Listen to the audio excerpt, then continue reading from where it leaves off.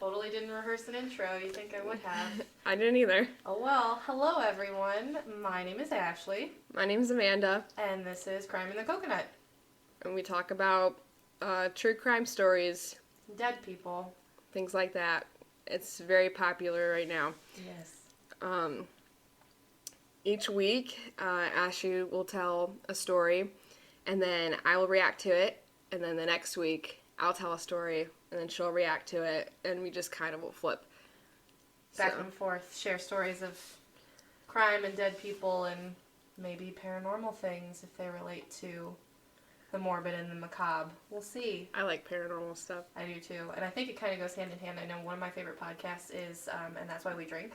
And each week it's Christine and M will share a paranormal story, and then following that, Christine will share a true crime story. And it's cool that they cover it both. So that's cool. Yeah. So, well, we have never done podcasts before, so you're in for a wild fucking ride, guys.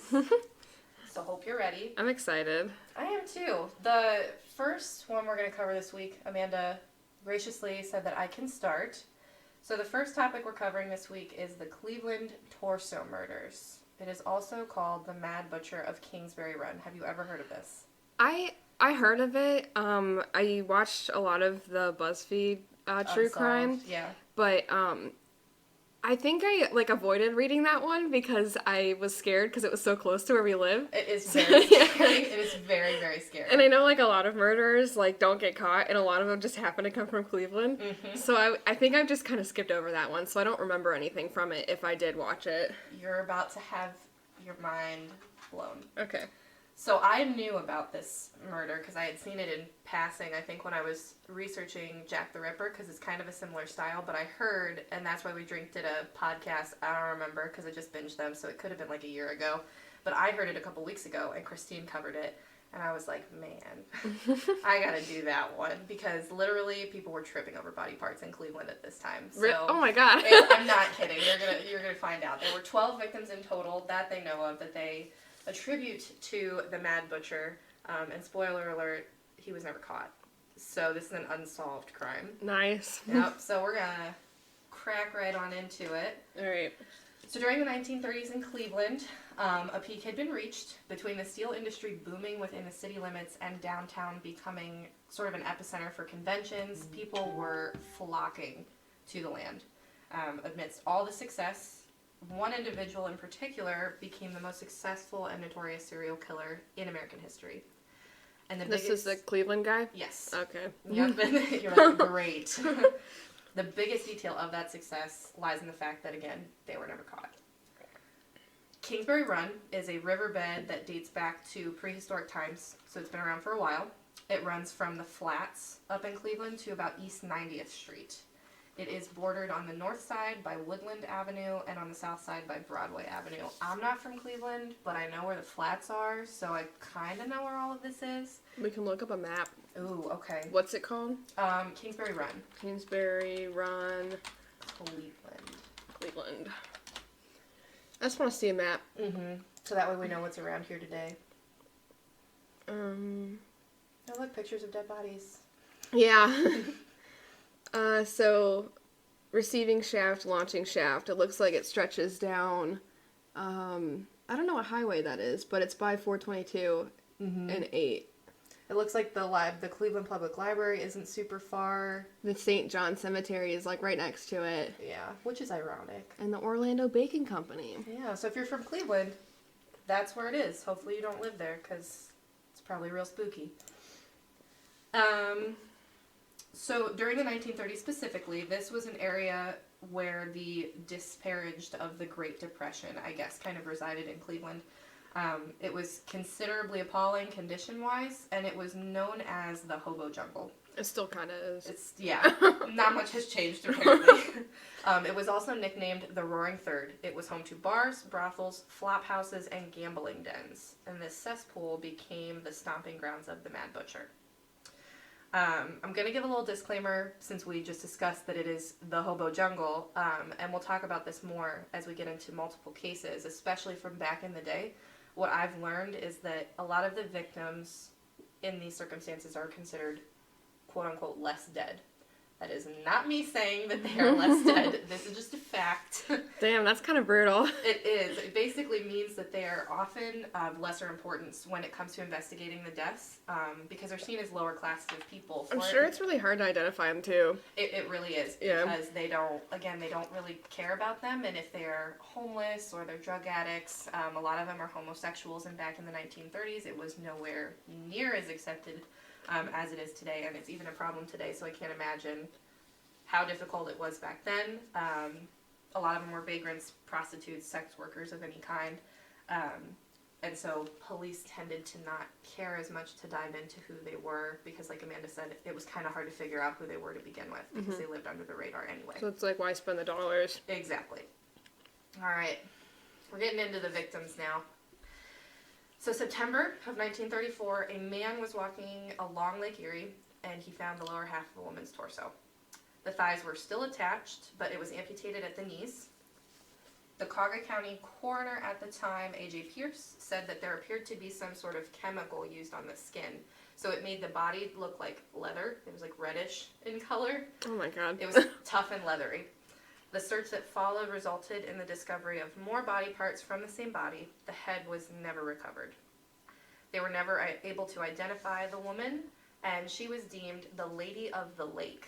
At the time of the discovery, the remains were not tied to the torso murder. They had not. This was not a serial killing at the time. This was just like the first victim. one. Yeah. So they have dubbed her victim number 0. The first official victim was found September of 1935, a year later. Is that right? A year later? A year later. 2 teenagers found a white male corpse at the base of, it's literally called Jackass Hill.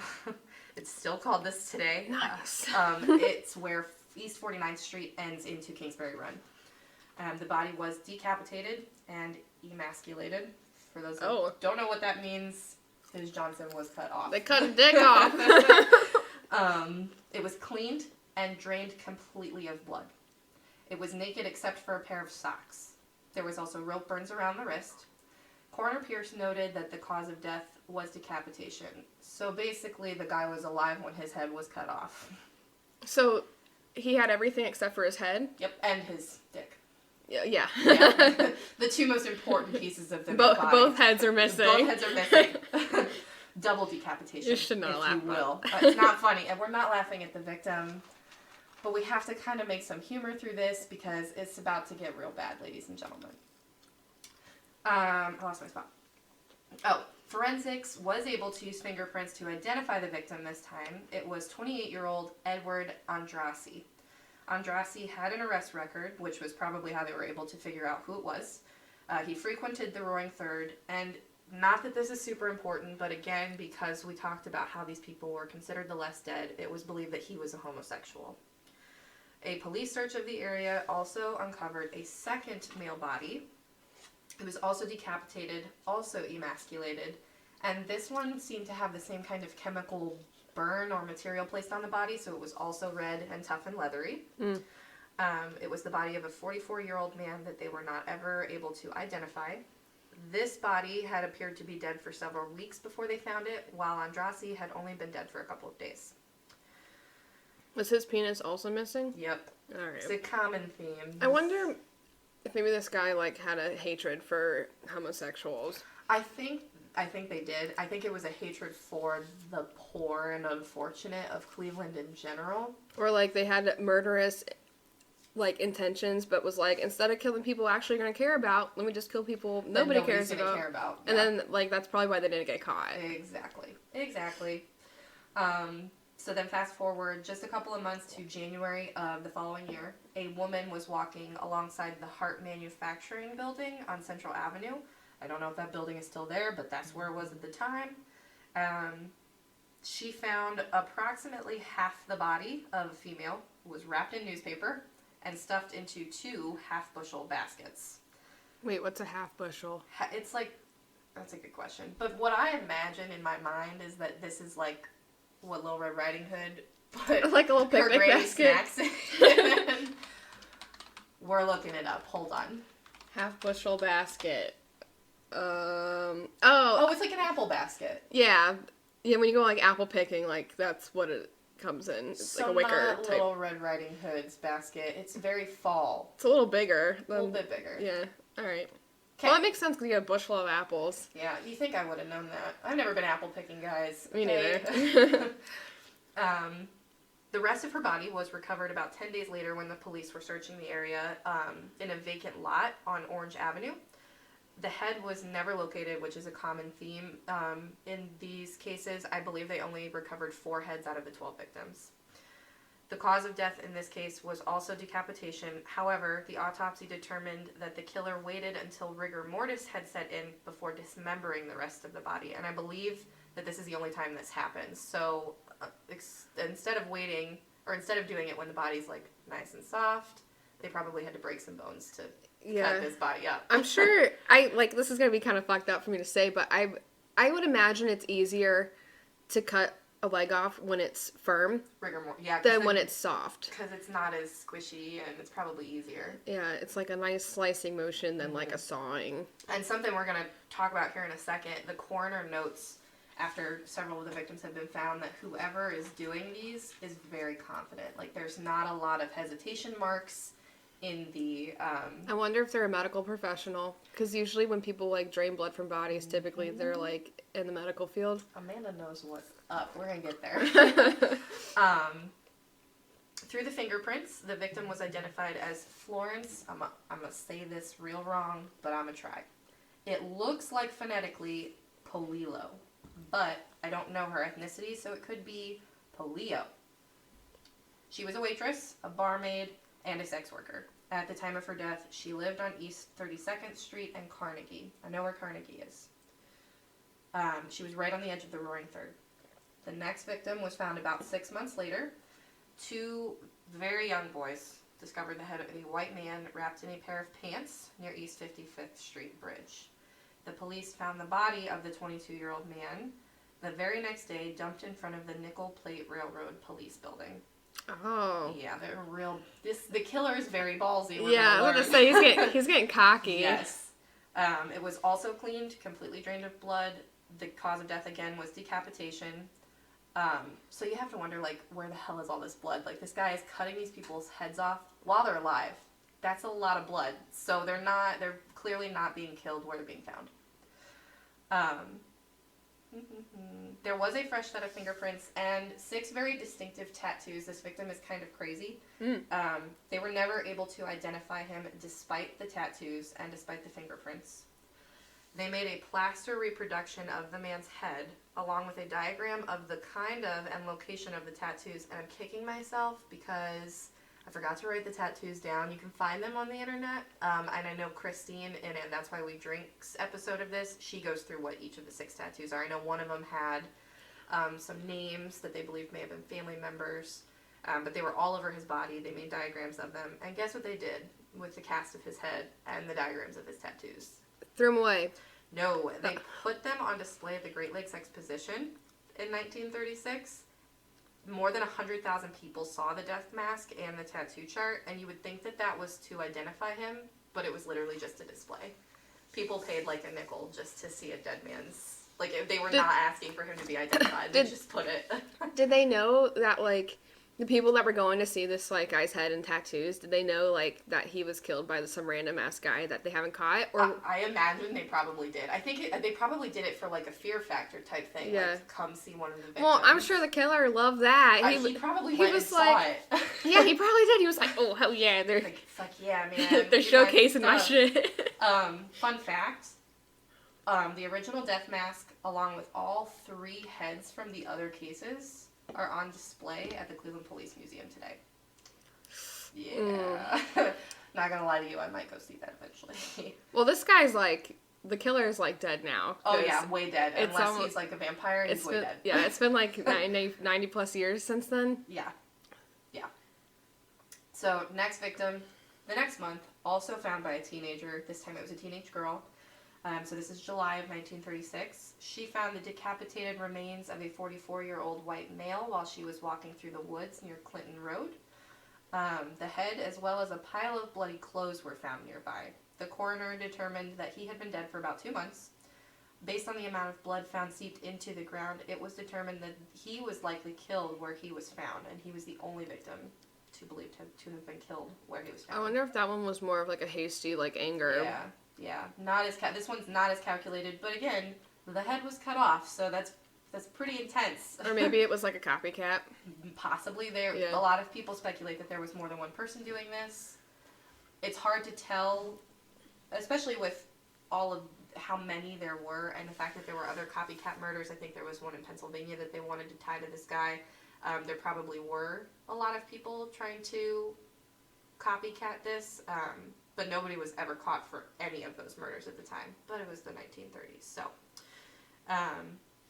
September of that same year, so just like 3 months later, a transient, so, kind of like a nomad, they didn't really live in one place, quite literally tripped over the upper half of a man's torso while attempting to hop a train at East 37th Street. Oh my God. Following this, the police searched a nearby pool, which by pool, they literally meant an open fucking sewer. Found the bottom of the torso as well as the legs. During the search, it was estimated that nearly 600 people gathered to be spectators, so evidence is just being thrown out the window at this point. Police believe the killer could have been among the people that were visiting that day. There were so many people that came. Whoever was responsible for these crimes obviously took pride in what they were doing. Like I said earlier, the coroner at this point said the lack of hesitation marks in all the decapitations and all the dismemberment indicated a strong and very confident killer, very familiar with the human anatomy. Mm. The head had been cut off with one clean stroke, and death was immediate. This victim was also never identified.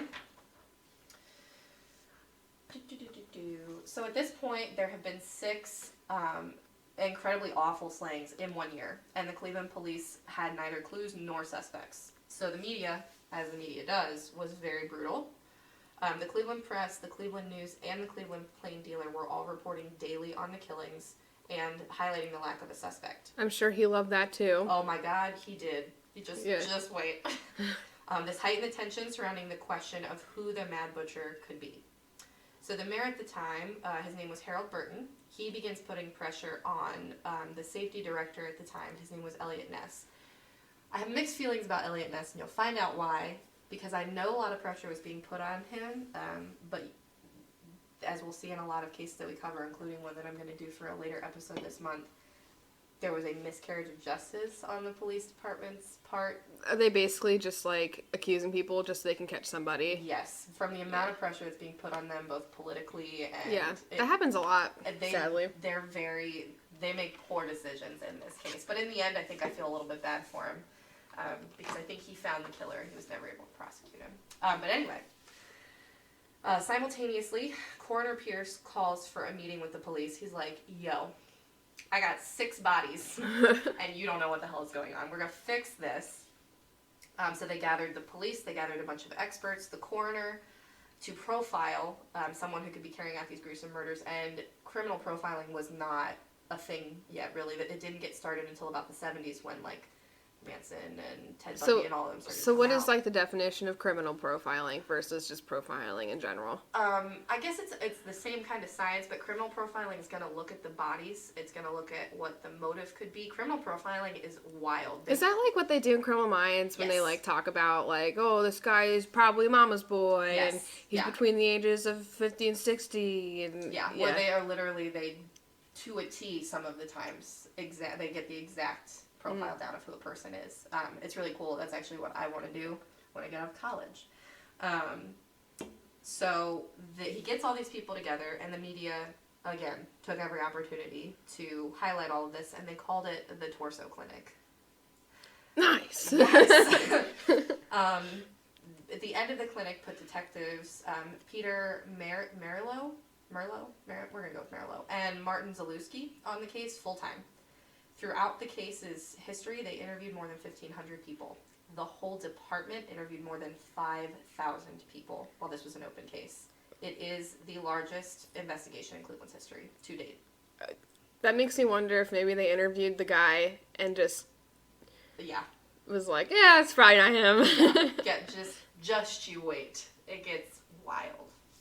We still have 6 more victims. Just want to throw that out there. So February of 1937, after the clinic, a man walking along the shore of East... Oh, no. Man, I forgot to practice this. I am going to screw this up. I didn't practice mine either. It's real bad. I finished these notes at work today, so the second one is going to be... That's going to be a journey for all of us. A man walking along the shore east of... I'm going to spell it, and then I'm going to try to say it. Brhteenahl. Bratenol? I think that's pretty accurate. Bratenol? Not that this is important, but I want to be accurate. Anyway, he discovered the upper half of a woman's torso washed up on that shore. Unlike the previous victims, the cause of death was not decapitation this time. The decapitation had been done post-mortem. They were not ever able to identify what the true cause of death was. The lower half of the torso washed up 3 months later near East 30th Street. Once again, they were not ever able to identify this victim's body. Which is very sad because I'm sure it was a lot of homeless people or sex workers, and they're never going to get a proper burial. Their families, if they had any, are never going to know where they went or what where happened. they went or what happened. And so it's just, I mean, we talk a lot about how crazy these murders are, but it is important to remember the important parts of the story, and that is that they're unidentified and unmarked graves up in Cleveland today. June of that same year, a teenage boy again. I feel really bad that there was a lot of young kids finding these bodies. I thought the same thing too. I'm like, oh my god, these poor children are scarred for life because they fell over a disembodied torso. Yes, and while I have always wanted to stumble across a dead body, that is not most people's dream. I would never want to. I do. But Why? I don't know. I've always wanted to be involved with dead bodies. That's it. You're going to learn a lot about me in this podcast. God, I don't know what I would do if I saw a dead body.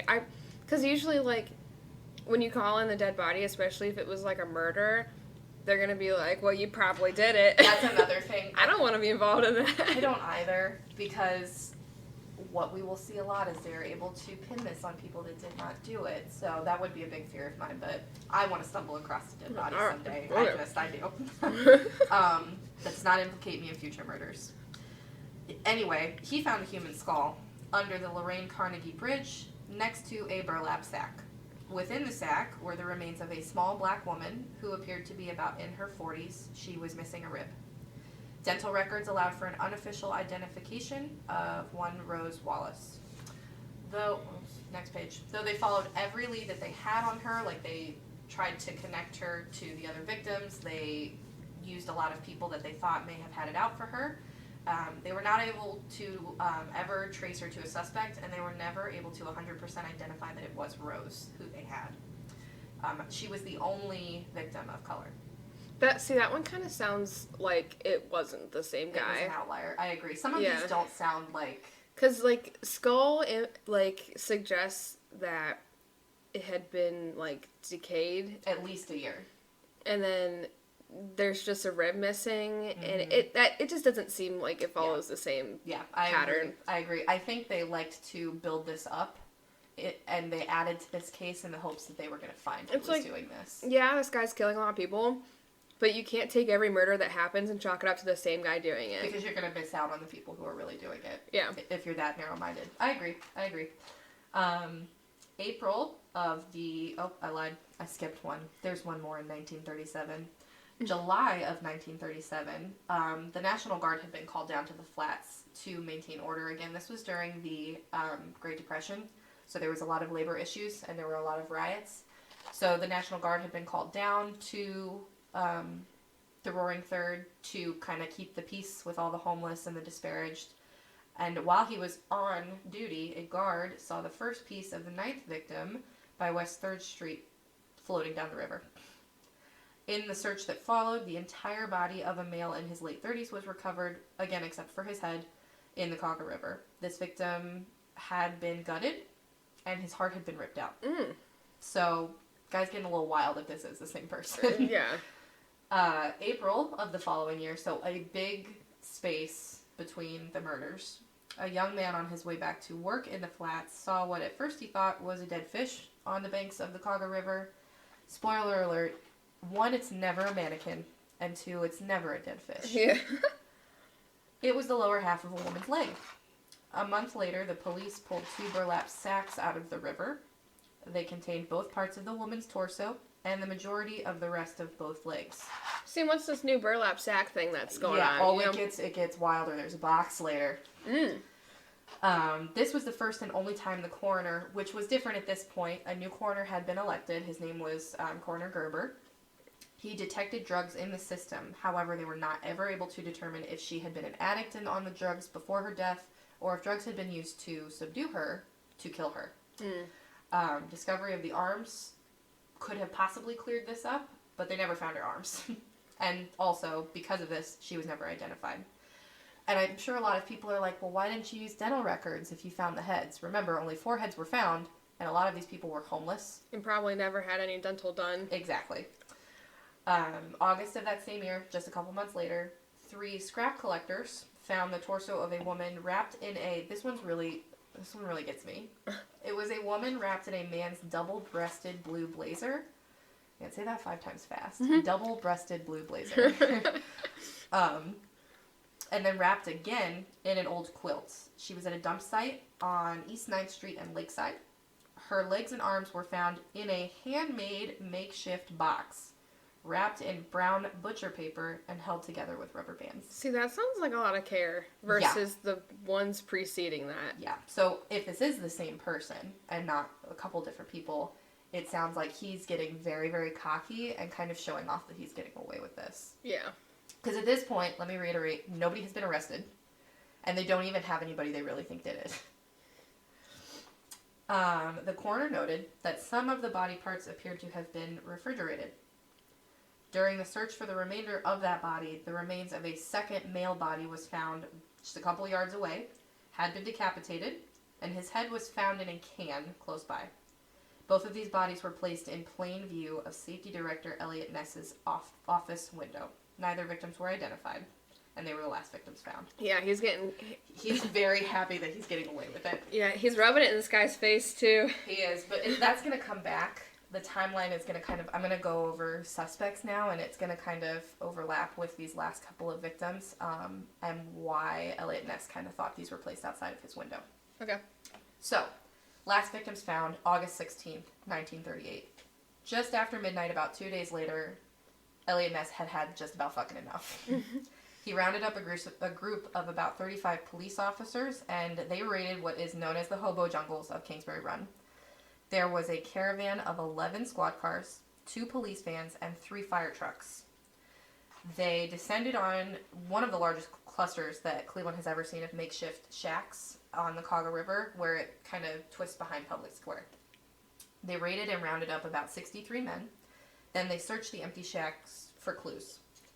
Even though the public had said, this isn't going to do anything, you're not going to find anything, they did it anyway, and they found nothing. I feel like, because you said shacks, so these are probably homeless people. Yeah. And it's kind of irritating that they think a homeless person's doing this. Exactly. Especially after the coroner has said, this is probably a doctor. Like, somebody very, like... Because, like, you have to have... In surgery, we use this thing for amputations called a Liston knife. And it's about, like, a little over a foot long. And it's sharp as fuck. Like you look at it and it cuts you. Yeah, like, we saw through the bone, but then you just take the knife and it just cuts through the meat of the leg like butter. Which is a little graphic, but... Amanda works in the medical field. She doesn't just cut up people for fun. Yeah. But, like... That's an expensive tool. Yeah. Like, if you're homeless, you're not just going to be able to do that with, like, a butter knife. Exactly. And then they said the body was refrigerated. You have to have a fridge for that. And drained of blood. Yeah, so, like... It's very hard to drain a body of blood. I think they were just looking for, like, a scapegoat and hoping they could find a shred of evidence so they could just lock up some homeless guy. Exactly. And I personally, and a couple articles kind of hinted at this, too. It isn't fact. Obviously, it's all kind of speculation. But, again, this was... the peak of... That really scared me. The computer screen went black, and I know it's fine, but it really panicked me for a second there. This was the peak of industrialization in Cleveland, but it was also the Great Depression, and so they were trying to uphold an appearance in Cleveland while combating the fact that everybody was fucking poor in Cleveland. So I think, personally, they were trying to just clean up Cleveland, and this was their excuse. Well, yeah, because you already have, like, this moral, like, problem, or morale problem with the Great Depression, because people are basically, like, eating ketchup soup Yeah. And I'm sorry. Is that just V8 juice? basically, like, and like eating dandelions and shit. Dandelions are good for you, okay? And But it's if like- that's all you have, that's not very sustainable. And it's like, oh, you know, I'm out eating my dandelions, trying to make sure my kids aren't like dying of malnutrition. When Oh all they have is shit! ketchup soup. There's a guy like 20 feet away from my house that keeps cutting people up. Mm-hmm. Like, not only are they depressed, but they're also scared. Right, scared shitless because Yeah. people are, again, literally tripping over dead fucking bodies in Cleveland. So, what do you think he did after he didn't find anything in the shacks? Like, just take a wild guess. Just frame somebody. He burned all the shacks to the ground. What? Yeah. They literally set the whole thing on fire, burned it to the ground. They didn't kill anybody. They had removed everybody from the shacks, but they burnt down their Why? own living quarters. Why would they do that? Who fucking knows? The same reason they still kick people out of their tent communities today and then rip all their tents down and take all their stuff. Same reason. Same shit, different decade. Yeah, basically. The media again attacked Ness for his actions, and the public outcry rang afraid and infuriated. No one believed that the raid would solve the murders in the first place, and it proved right, it did not. But for whatever reason, the murders did cease after the raid. As if whoever was doing the murders was taunting Elliot Ness and wanted to make him look even worse. July of that following year brought the very first arrest in the case. Only one of two. A bricklayer named Frank Dolage was arrested for the murder of Florence Polillo after investigation showed that not only did he live with her for a little bit, but he was also acquainted with Edward Andrassi and Rose Wallace, respectively victims number 1 and 7. And by acquainted, that just means, like, they maybe saw each other once. But that was enough for them. Yeah. However, we will see in more cases than this, his confession was proved false. After he recanted the confession he initially gave, it was firmly believed that the confession was incoherent ramblings of a... I don't want to be rude here, but he was not nearly as educated as what the coroner was expecting the killer to be. He was just a bricklayer. So it was kind of incoherent ramblings with oddly precise details, as if somebody had given him the correct information to give at just the right times. So the details he was giving and the rest of the confession made no sense together. While in custody, Dolage was found hung in his cell. So at this point, he has recanted his confession, but he's still in custody. They haven't released him yet. And certain officers are like, you know what, this doesn't really make sense. We don't really think it's him. But the sheriff was out to find somebody who did this murder. Do you think the police killed him? Well, I don't want to I'm going to throw out some accusations because all these people are dead. I think they did, and here's why. Dolage was 5'8". He was found hung in his cell off of a hook that was 5 feet 7 inches. It is not impossible for you to kill yourself, to hang yourself off of a small distance like that. But it's highly unlikely. Well, yeah, because I imagine when, like, yeah, suicide's a thing, and people in the moment are like, yes, I want to do this. Mm-hmm. But your fight or flight instinct kicks in when you're actively dying. Yeah. So if his feet could touch the floor... He could easily have pulled himself off of that. He would have done it. Exactly. And the coroner, so maybe some people are going to argue, oh, he probably died instantly, that's why he didn't fight it off. The coroner said he did not die instantly from the hanging, so he would have had time to get himself down as he was struggling and panicking and maybe having second thoughts if he had done this himself. Something else found in the autopsy was that he had 6 broken ribs. Those 6 broken ribs were obtained while he was in custody. To this day, not a single person believes Dolage was the killer. Was this guy black? You know what? I'm not entirely sure. I couldn't find that out, but I would not be surprised if he had been. Yeah. So, no, there's only one other suspect, and while he was arrested, it was never completely on record. Elliot Ness, and this guy, Elliot Ness really believed this guy did it. That man was Dr. Francis Sweeney. Sweeney Todd! Yeah, I know. As the coroner had stated, the murderer was believed to be someone with surgical and anatomical knowledge, not a bricklayer. Sweeney's wife stated that he was abusive to her and the children, and that he would just disappear for long periods of time without an explanation. You know, almost as if he was committing murders or something. Right. Shortly after the last bodies were found, Dr. Sweeney entered himself into a mental hospital And that's why the murder stopped. And then the murder stopped. Elliot Ness secretly arrested Sweeney not long after this and kept him in the Cleveland hotel for 2 fucking weeks, sans Miranda rights, apparently. This guy was white, though. Oh, yes, this guy was white. Ness had Sweeney take a lie detector test. Fun fact, from the guy that made the polygraph.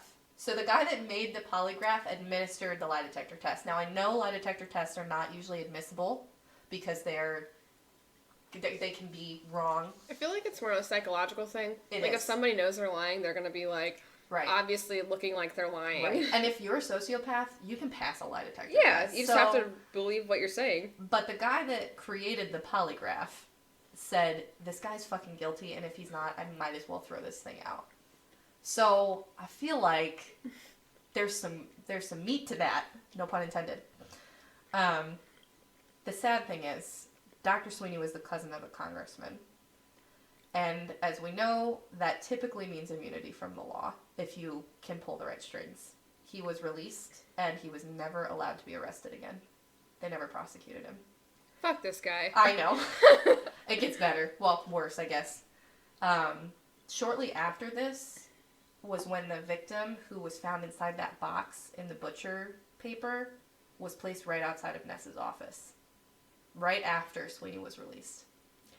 4 years following, there were taunting and threatening letters sent to Ness by someone who claimed to be Sweeney. They never convicted anyone of the Torso murders. However, a homeless man claimed in 1938, so just about a year after the murders had ended, that a doctor had tried to drug him and take him to his office. This office happened to be located in the middle of where all the bodies had been found. It also happened to be located in the exact same building as Sweeney's office. That just pisses me off. That just makes me so mad. And that is all the information I have for you about the Cleveland Torso murders. I don't care how much power I have. If, like, say I'm a congresswoman or something, or, you know, as a woman at all, I have some ounce of power. What? And my, like, cousin, I'm really close with my cousins, but if my cousin came to me and he or she was like, hey, yo, I've been convicted of these murders, can you do me a salad? I'm like, no, fuck you. I'm sorry. What did you just say to me? Like, fuck you. You're going to go to jail, bitch. Yeah. Well, there's a murder, and I want to cover it at some point, so I won't talk too much about it, but it's the Phoebe Handschuck murder, which happened in Australia, I think, or maybe Canada. I'm pretty sure it's Australia, but anyway, there is an individual who will go unnamed until I cover that case, but his parents were both judges, and that individual was never convicted of the murder, even though pretty fucking sure he did it. But, so yeah, that is that. Lots of dead bodies in Cleveland. I'm kind of surprised that not more people know about that. I feel like I say Cleveland Torso murder, and they're like, people were killed at Cleveland. I mean, recently in the Cuyahoga Valley National Park, I know. Those 2 people were found murdered. Yep. And they never found out who did it. And that's what I think about that all the time. Like, I'll just lay in bed. And like, how do you fucking not find them? I'll just lay in bed and I'll be like, there's many people who have murdered people and just are walking around right now. Yep. I shook hands with, and maybe I'll cover this case at some point too, but I'm not sure because it's kind of like I have personal ties to it. I have a sticker stuck to my arm. I'm so sorry. I think it's from my niece. Anyway, in high school, I was friends with a girl whose boyfriend ended up sledgehammering her parents' faces in. Oh my god. And I met him a week before he did it. Like, I shook his hand and had no idea. So it just, like, it makes you wonder. I mean, like, Ted Bundy, for example. Yeah. People had no idea. Very charming people. I mean, John Wayne Gacy, Jeffrey Dahmer, people had no idea. So, I mean, we're friends with serial killers. I also have some murders that are very close to me. This is gonna be real fun. So, I might go over it, to be honest. I don't know if my family will be okay with it, but, like... Listen, you have a platform. Yeah. Alright, I think this is a good stopping point. We're just about 40 minutes in. Man, good job us. I know, damn. I tried to keep it a little short and simple, but I think I have like 6 pages of notes here. Mine are definitely going to be way shorter, so I'll try and lengthen them. But that's okay. People will just binge them because they'll just be so good. They'll be like, next. Oh man, Ashley's this week. I gotta get to Amanda's next one. So, well, I hope you guys enjoyed that. Please give feedback. We're new and we're small and we're hungry for validation. Yes. So, And that's Crime in the Coconut. Thanks. Bye. Bye.